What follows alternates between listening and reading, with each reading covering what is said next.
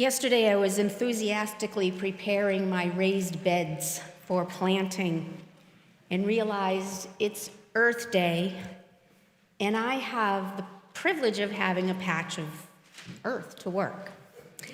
And I wondered what organisms might have enjoyed this part of land in Barrie before they developed it into a neighborhood. And I was also thinking, I don't have to take large gatherings to make me take time to acknowledge the land that I'm standing on.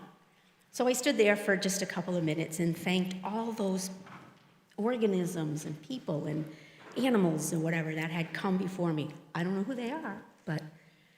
And so let us take a moment to be still and acknowledge that our church is located on Western Abenaki land, which has long been the site of meeting and exchange amongst Indigenous peoples. We honor, recognize, and respect these peoples as the traditional stewards of the lands and waters on which we gather. In that same spirit, we promise to protect, to respect, and be good stewards of this land as long as we walk upon it. Good morning. I'm Betty Roy, and your worship associate this morning. On behalf of the entire worship team, I'm delighted to welcome all of you, those of you in the sanctuary, and those of you watching on live stream. Thank you for joining us. We deeply appreciate your presence and fellowship as part of our beloved Unitarian Church of Montpelier, which has been sanctuary for those seeking spiritual sustenance as well as peace and justice in our world since 1864. We welcome all into this community that affirms the worth and dignity of every person and the interdependence we share with all existence. We are so glad you are here with us today. Please know that we have hearing assist devices in the back on the table. Also, please know that you can listen to and watch the service in the fireplace room downstairs if you should need to leave the sanctuary.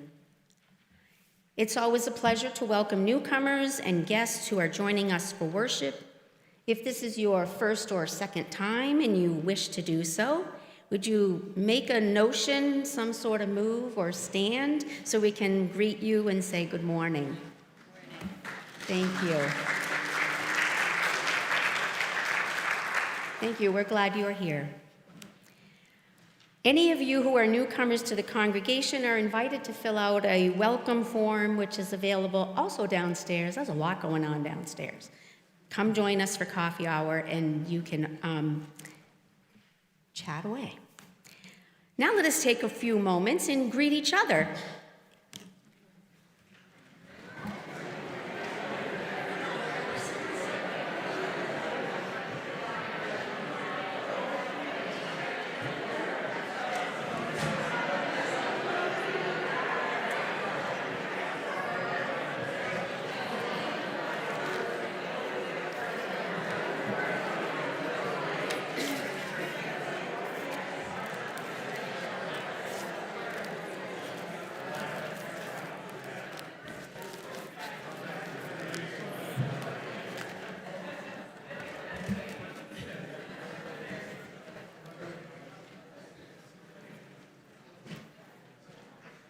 Excellent. I like all that liveliness.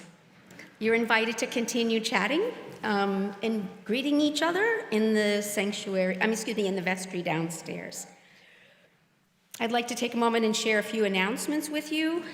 There are many ways that we can become involved and feel connected to this community, and I encourage everyone to check out our website because there are lots of other announcements there. First, the Lifespan Spirituality Exploration Committee invites you to a family dinner next Sunday, April 30th at 5 p.m., followed by childcare and an opportunity for parents to check in with each other and connect more deeply. Families who register by this Tuesday, April 25th, can select a free book to take home from the book table. Check the e-news or, again, downstairs, the LSE table for more information. Also, today, the UCM has what we call the AED machines, the automatic external defibrillators. And we have some here. And after this service in the vestry, if you would like to, we would love to have more people feel very comfortable using that, should we ever need it, while people are here at the church. Minutes matter when something happens, right? And so today, after the worship service, come to the fireplace room for a half-hour training on basic CPR and the use of that machine. If you can't stay today, there will be another training on May 28th. And now, let's take a deep breath, make sure our cell phones are silenced, and enter more deeply into our time of worship with the prelude.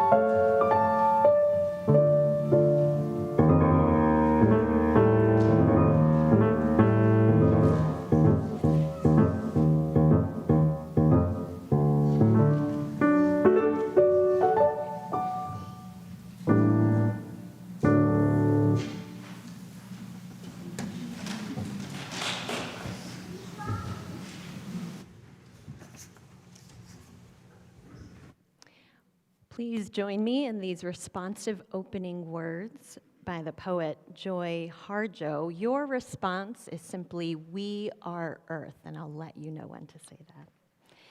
Remember the earth whose skin you are, red earth, black earth, yellow earth, white earth, brown earth. We are Earth. Remember the plants, trees, animal life, who all have their tribes, their families, their histories too. Talk to them, listen to them. They are alive poems. Remember the wind, remember her voice. She knows the origins of the universe. Remember, you are all people, and all people are you. We are Earth. Remember, you are this universe, and this universe is you. We are Earth. Remember, all is in motion, is growing, is you. Remember, language comes from this. Remember, the dance language is that life is. remember, we are earth. I invite you to please rise in body or spirit now for our opening hymn. It's found in the gray hymnal, number 100, I've Got Peace Like a River.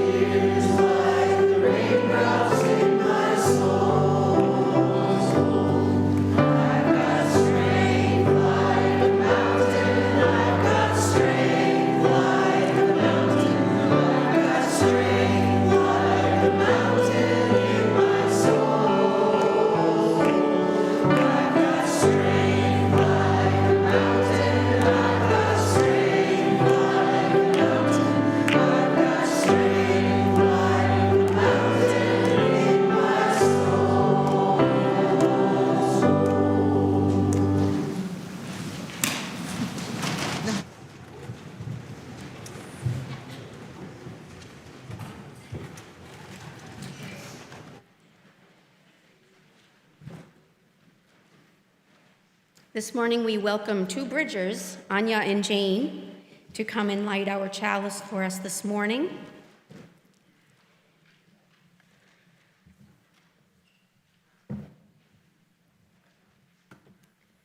And as they come up, I invite you at home, if you have a candle nearby, to light one as well.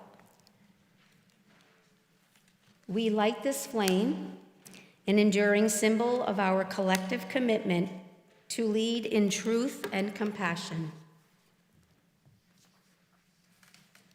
Please join us now in saying our affirmation.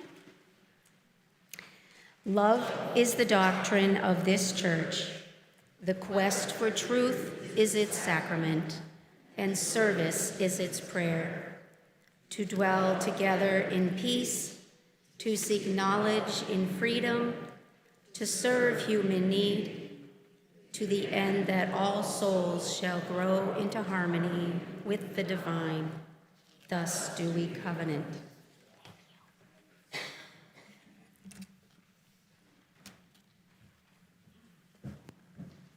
And now I have a story for all ages to share, And if you are young or young at heart and would like to come up onto the chancel for our story, I welcome you now. Oh, great.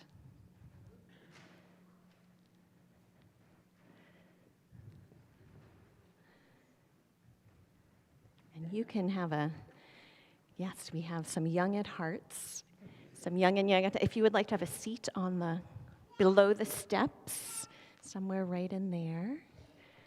Thank you for joining me for our story. Okay, this is a small but mighty group. Yes. So this is a story that has been passed down for many years. It's a story that comes from the Quechua people, who are an indigenous people in what is now called Ecuador in South America. And in this story, there is a great big forest and also a stream. So we'll pretend that this right here, this area right in front of us, is the great big forest, and over there by the pulpit beyond Betty, that blue fabric is our stream. So this story begins that one day, the great big forest caught on fire. And the fire raged and it burned, and all the animals that were in the forest were afraid and they fled their homes. The rabbit and the wolf and the bear all ran, and the birds flew by overhead in a panic. And they huddled at the edge of the forest, and all of the animals watched this fire, except for one. Only a little hummingbird named Dukdukdia would not abandon the forest. Dukdukdia flew quickly over to the stream. Betty's going to help. And Dukdukdia picked up one drop of water in her beak, and then she flew back to the forest to drop it on the fire. And again, she flew to the stream and then brought back another drop to the fire. And so she continued back and forth, back and forth. And I'm wondering if you all can help Dukdukdia in her quest. Will you help pass Dukdukdia over to the stream? Yeah, she had to fly all the way over to the stream to grab one little drop of water in her beak and then fly all the way back to the forest. Thank you for helping. And the other animals just watched the hummingbird's tiny body against this enormous fire, and they called out to Dukdukdia, warning her of the danger of the smoke and the heat. And so now we're going to have the congregation to help give voice to the animals. The rabbit cried out,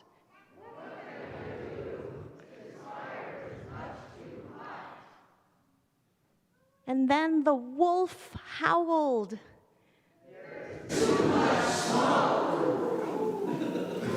Oh, good howling. And let's hear your owl. The owl cried.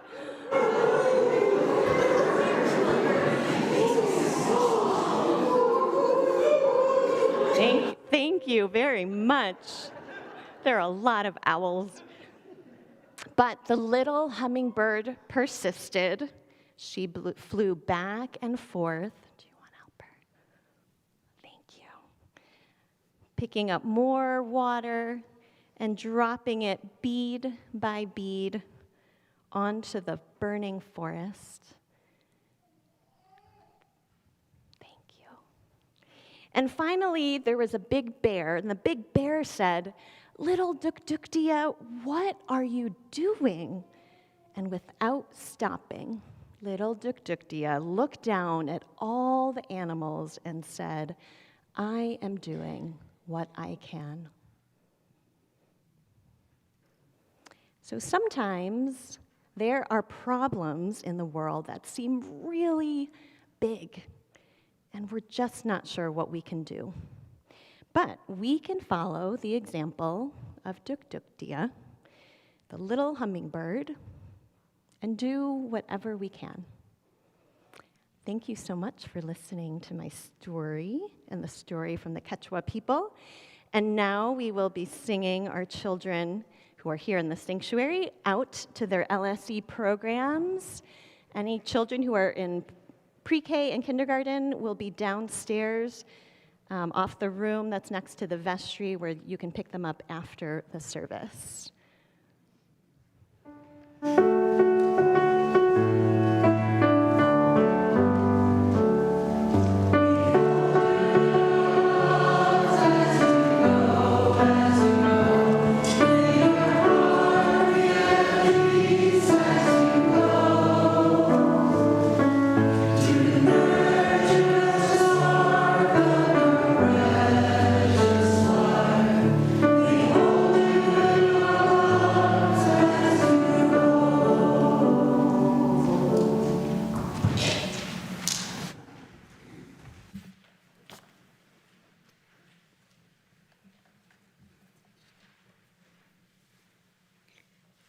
My original script says I was going to welcome our own UCM member, Harris Webster, up here to share a little testimony. He's not feeling well, but don't fret, I have his script. And it's an honor for me to read it. Earth Day, Me and the Earth, Harris Webster. Thank you for listening to my personal testimony of how the earth and its ability to sustain life has become the penultimate value of my personal theology. About 14 years ago, I had some conversations with an interim reverend, Marta Flanagan, and shared with her my ultimate values. Self-growth, growth of loving relationships with family and friends, and growth of just social systems were my central values back then. Finally, I threw in Earth as a fourth ultimate. I've always enjoyed being out in Earth's nature as part of respite from daily life. For example, escaping into the woods to avoid the violence of capture the flag games at summer camp. But to be honest, compared to sensing my other ultimate values, valuing Earth was a secondary one. I now wonder why. As a child, weeding our family's garden was a chore, perhaps a means for self-growth, but it didn't teach me to love the earth.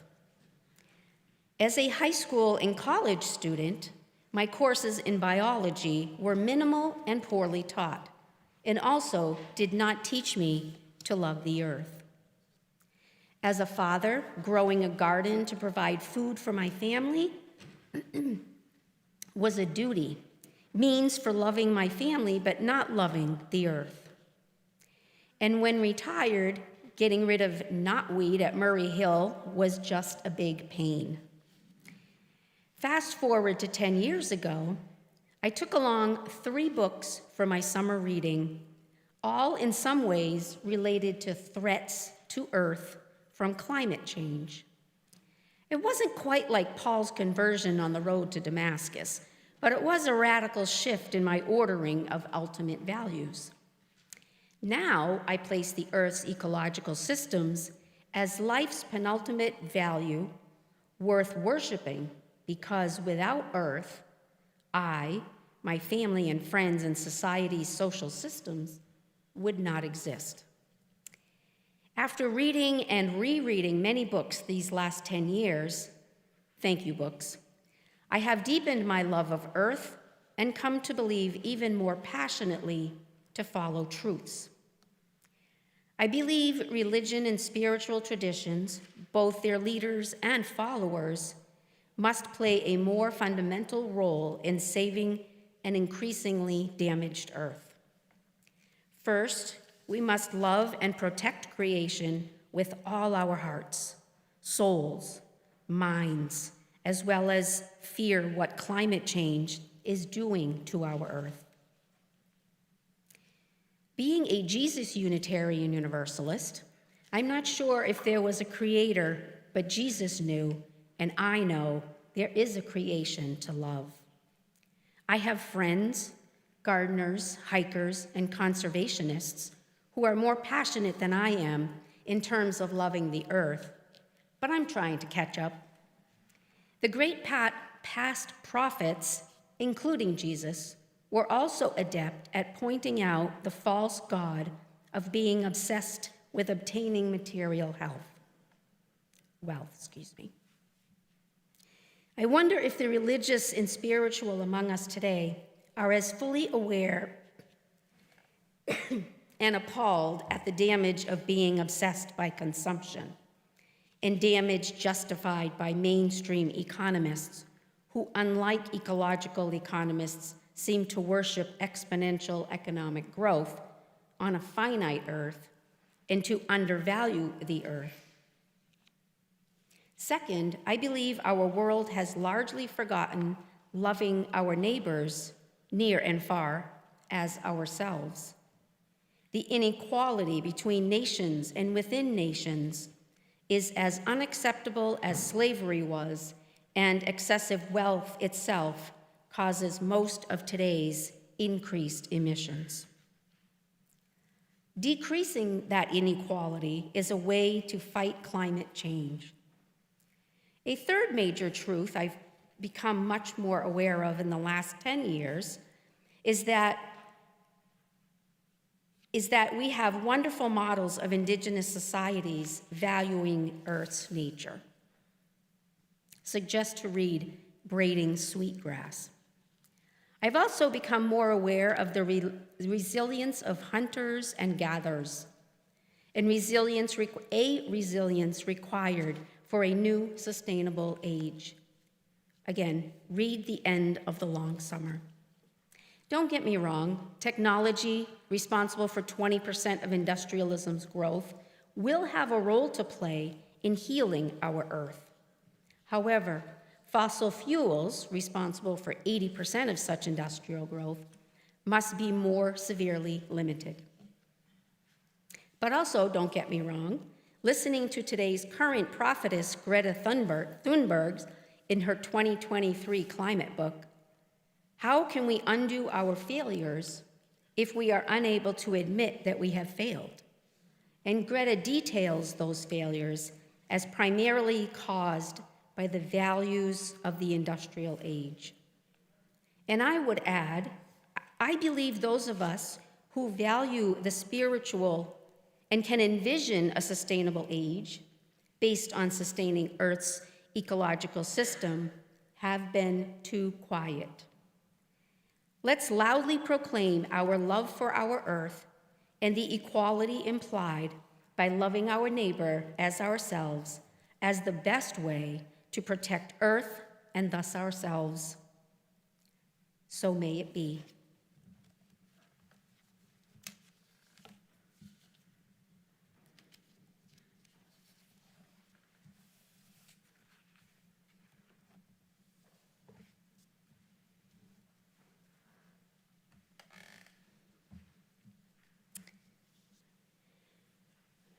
The act of giving is a spiritual practice as important as any other element in our shared time of worship. Our generosity is a form of love. Our gifts freely given help to practice Unitarian Universalism within and beyond our congregation. Each month, through the UCM Community Pouch program, we share part of our collection with an important church fund or a community organization aligned with our values. This month's Community Pouch recipient, as you know, is Planned Parenthood, one of the nation's leading providers of high-quality, affordable health care. You can read about their important work on the UCM website. Half of our cash offerings will go to our Community Pouch recipient. The other half will directly support the mission and ministry of this congregation. If you wish to designate your entire offering to the Community Pouch, please indicate so. I was going to say you can find the pouches, but they're already all moving, so I won't say that. We are so grateful to each and every one of you for your generosity in many forms.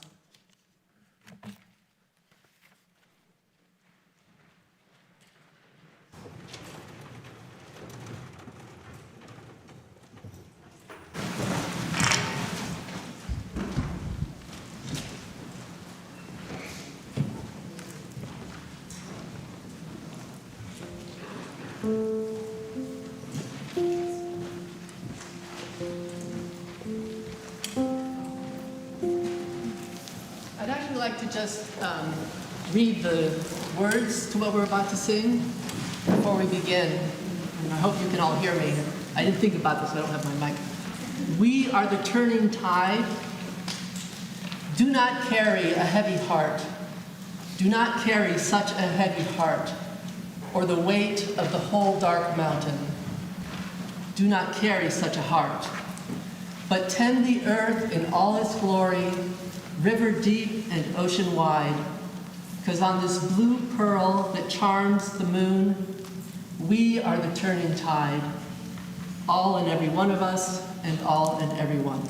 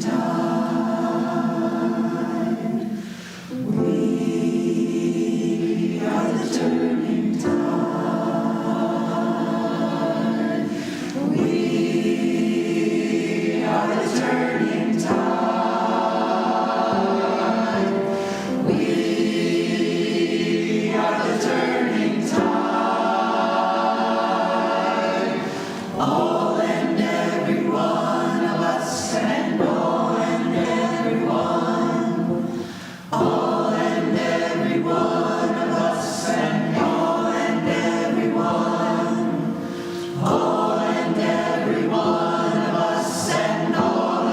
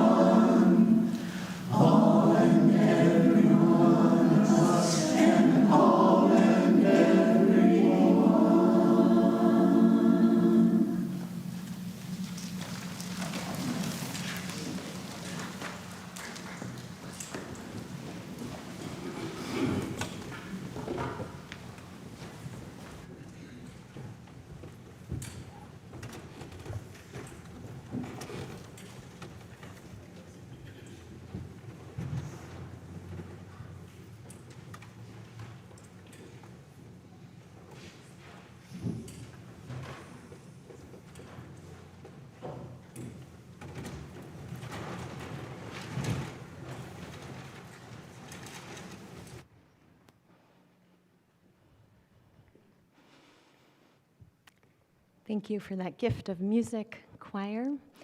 And we acknowledge the generosity and love with which your financial gifts have been freely offered this morning. We receive them with deep gratitude for the difference that they allow us to make in our community. Thank you.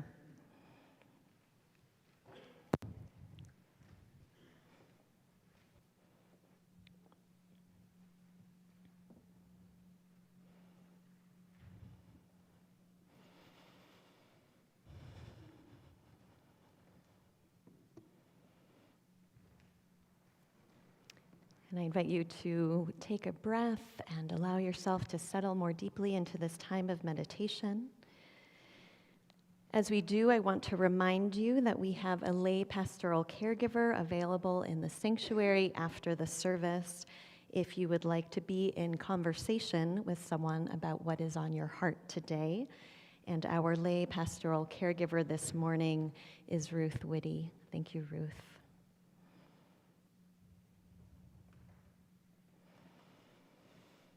So we settle into this time of meditation and prayer,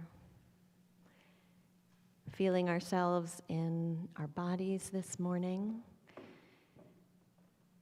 Whatever condition we might find our body in, our heart and our spirit, knowing that we are connected to one another and also to this planet Earth.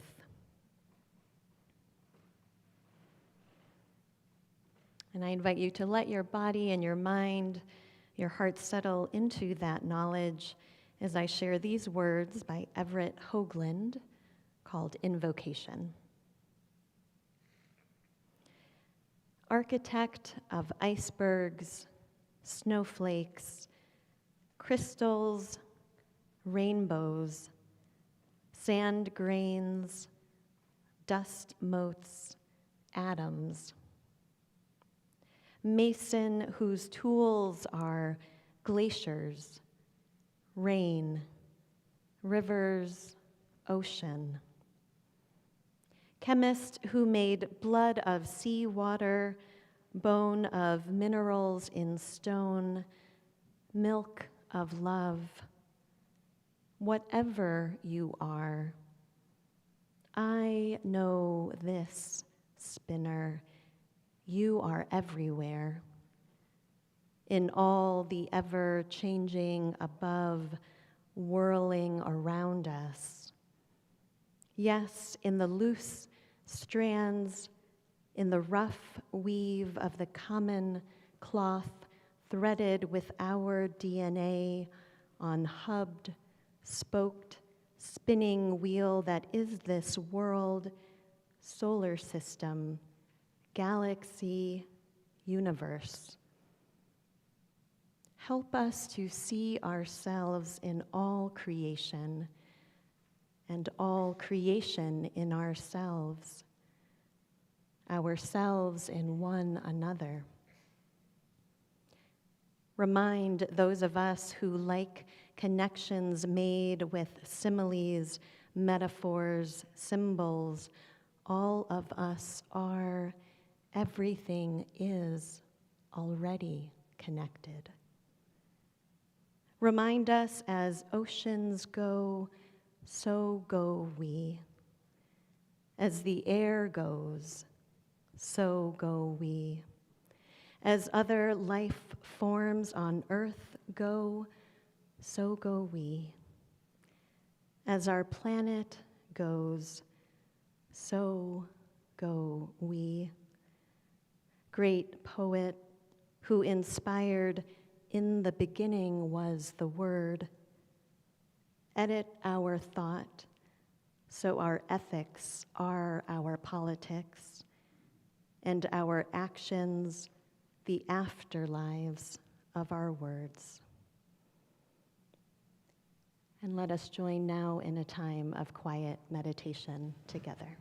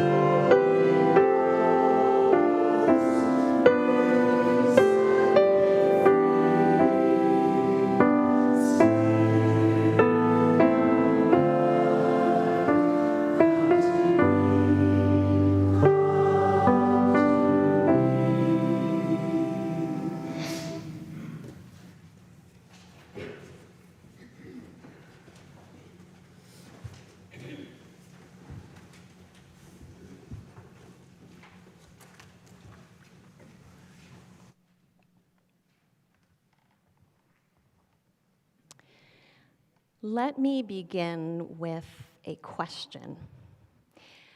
What are the parts of your story that connect you to pathways of climate action? We'll come back to that question. I have started to feel more connected to the climate crisis and climate justice in particular because of a piece of my family history that I didn't know until very recently. Both of my parents, who some of you have met, immigrated to the United States from the Philippines. My father grew up in the southernmost region, the southernmost province of the Philippines on the island of Luzon. The province is called Batangas, and it borders the sea. And at one time, this was a mostly rural agricultural area, and my father's family owned land near the water. There was also a U.S. military base in the area, and in the 1950s, after the Philippines gained independence from the United States, this base was sold to the Shell Petroleum Company, which opened up a major oil refinery to produce liquefied petroleum gas. The refinery would end up taking up much more land than even the base had covered. My great-grandfather was one person who sold some of his land, what was once rice fields, to Shell as part of this development. The refinery created a lot of jobs, and many saw it as a boost for the local economy, at least at first. My paternal grandfather got a job as a security officer at the facility, and other family members worked there as well.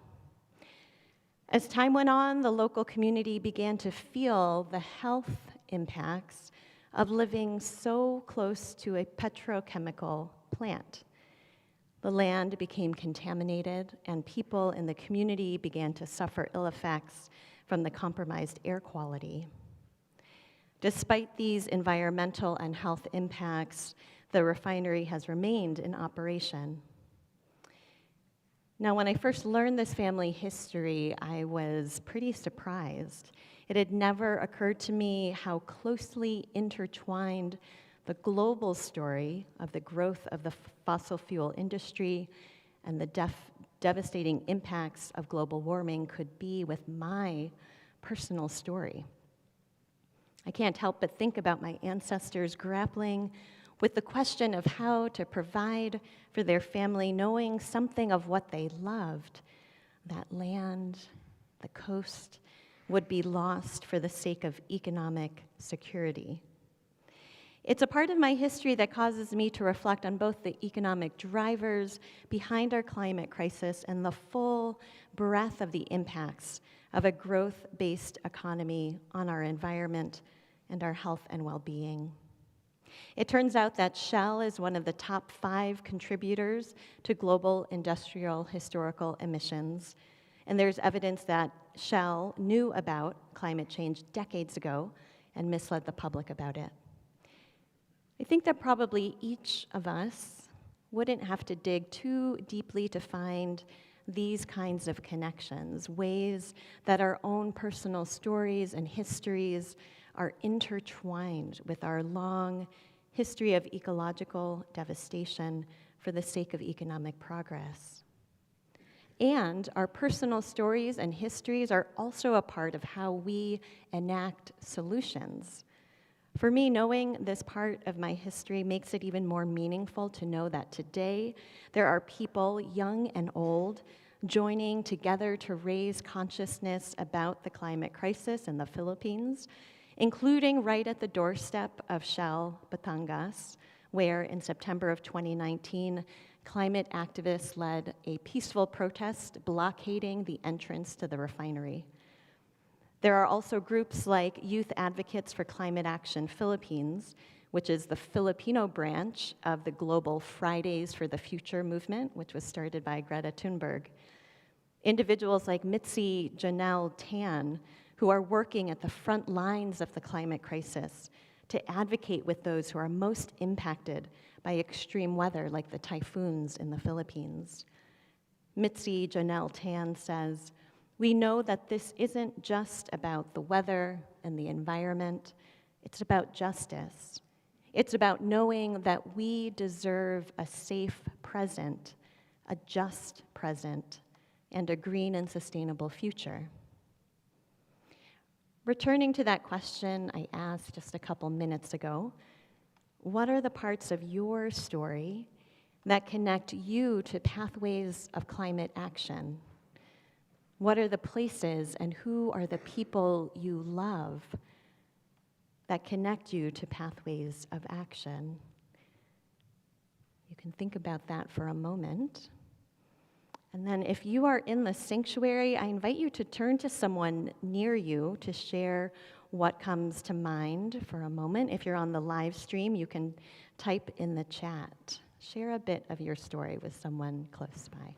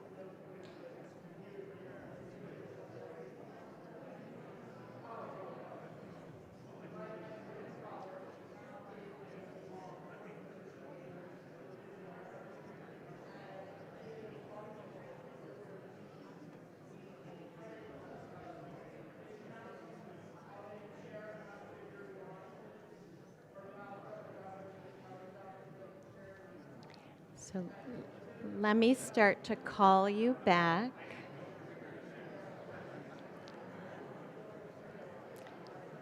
Thank you for sharing with one another.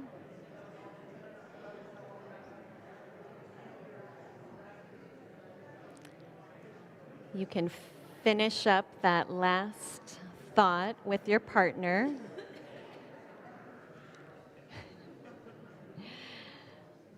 I won't do anything drastic to bring you back.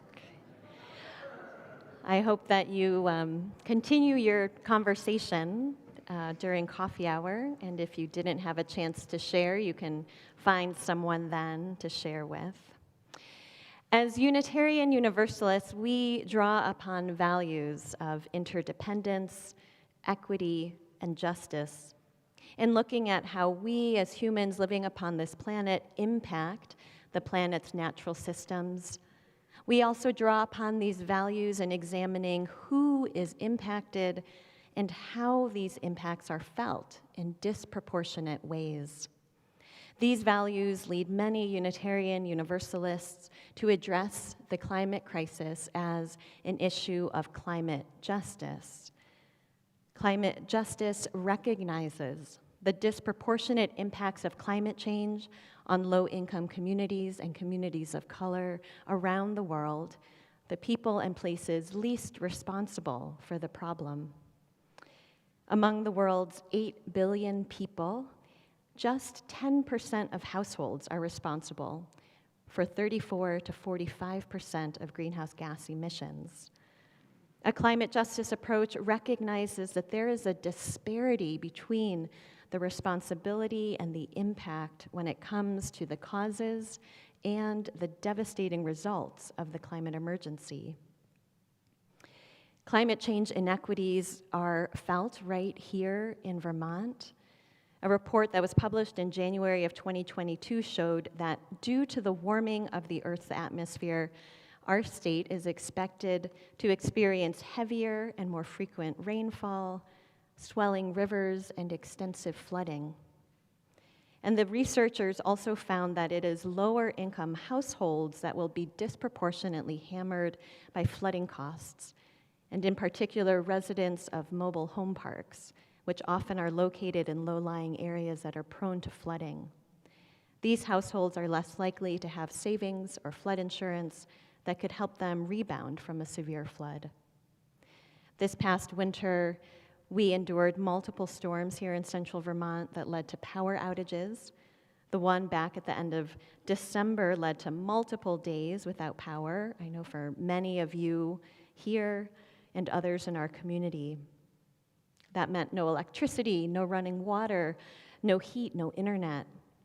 Now, some are fortunate to have generators as backup for power, but others don't. And the impact of these kinds of storms are going to affect those with the fewest resources the hardest. As we strive to meaningfully address the climate emergency, we can do so in ways that advance justice and equity and that center the inherent worth and dignity of every person. In the language of our mission statement, we can serve human need while also protecting the earth, our home. Another important aspect of climate justice is that it is locally based. Elizabeth E.M. Pierre is a Puerto Rican climate justice leader born and raised in New York City. And she describes climate justice this way. She says, climate justice operates at the intersection of racial and social rights, environmental and economic justice. It focuses on the root causes of climate change and calls for a transformation to a just, sustainable, community-led economy. It also means that those most impacted offer the most effective solutions. And that's why we say that the path to climate justice is local. A local approach is central to the Unitarian Universalist Association's recently revamped Green Sanctuary program. Our congregation, the Unitarian Church of Montpelier, was first certified as a green sanctuary in 2003, and then it was recertified in 2014. Who here remembers when UCM was certified as a green sanctuary? There's several hands going up. The new iteration of the program, called Green Sanctuary 2030, Mobilizing for Climate Justice, supports UU congregations in developing plans and implementing projects to engage in the ambitious environmental and climate justice movement that seeks to fully live our principles and to achieve this vision of sustainability and justice for all. The Green Sanctuary 2030 program has 4 different components which really track on to the larger transformation that's needed around climate change: congregational transformation, mitigation, adaptation and resilience, and justice. So through congregational transformation, we focus on how we do this work, shifting from isolation to collaboration, deepening our spiritual and emotional capacity, assessing our choices through the intersections of climate, class, and race, and building accountable and collaborative relationships with systematically oppressed communities. Through what's called mitigation, we reduce the carbon footprint of our church building, our homes, and our community. Much of this work is already in progress. Through adaptation and resilience, we adapt to the impacts of increasingly severe climate conditions, and we also cultivate the strength of spirit and relationships and shared resources to respond to the ever-changing climate impacts.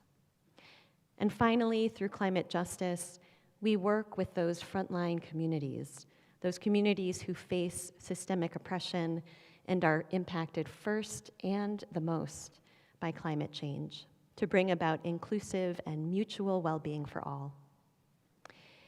This may sound like a big charge, and it is. The good news is that we have the tools for taking action at every level within our congregation, in our broader community, as a state, and on the global level. The solutions are not unknown. We know more now than ever about how to address the climate crisis, and many of these solutions have already started.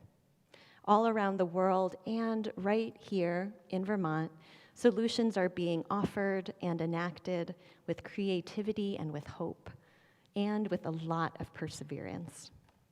So let us be a part of the solution, knowing that the tide is rising and so are we. The storm is raging and so are we. The world is ready and so are we. Let us work towards climate justice, knowing that we can use our gifts to offer love, to work for justice, to heal injury, to create pleasure for ourselves and others. We can recognize our mutual interdependence with all life. We can take actions that are grounded in justice, guided by wisdom, and sustained with hope. We can learn, act, and reflect to cultivate the beloved community. So may it be. For our closing hymn this morning, we are going to be singing a different song than is listed in your printed order of service. We're going to be learning a song called "The Tide is Rising," and Danya will teach it to us first, and then the words will be projected. So you in the pews don't need to reach for anything, just listen and follow along.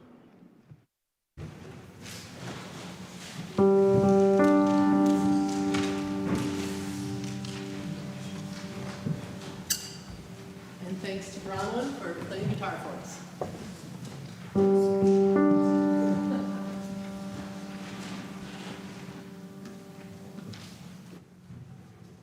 Okay, we'll just go through it phrase by phrase.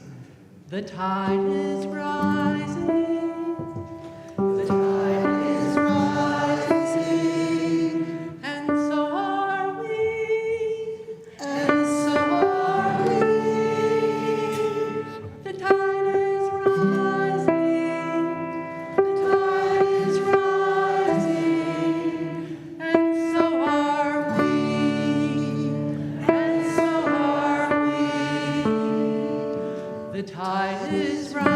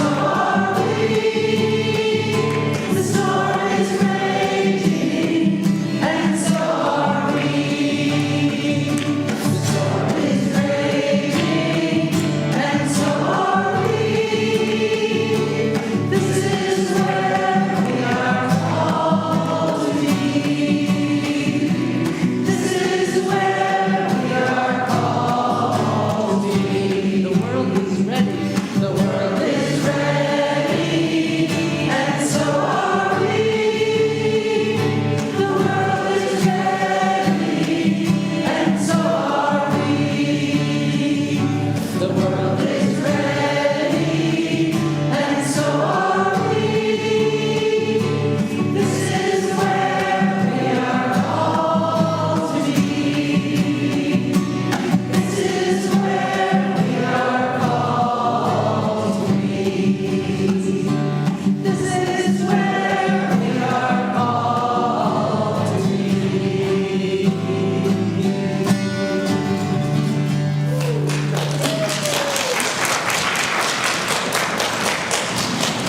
Thank you all for learning a new song. As we close our service, we extinguish our chalice and carry with us its flame of truth, the warmth of community, and the spark of hope into the days and the week ahead. And as we do so, I invite you to say our mission statement. We welcome all.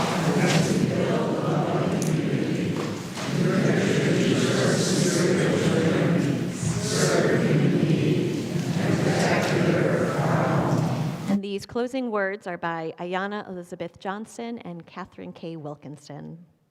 Let's move forward with love, not conquest, humility, not righteousness, generous curiosity, not hardened assumptions.